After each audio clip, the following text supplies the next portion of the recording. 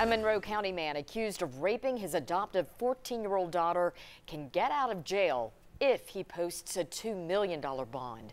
41-year-old Randall Pruitt appeared in court today. 10 News reporter Stephanie Haines was also in court and joins us now with more on what happened. Stephanie?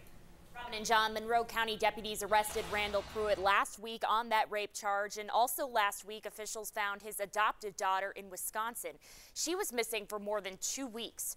Court documents show deputies discovered emails showing pictures and videos of Pruitt having sex with the 14-year-old. Now, Pruitt waived his right to a preliminary hearing today. The grand jury could take up the case and decide if it moves forward on May 13th. Now, a second man from Wisconsin is also charged in the case, and court documents say Brian Rogers met this girl through an online game called Roblox. We'll look closer at this app and its potential hidden dangers tonight at 6. Robin and John. All right, Stephanie, thanks very much.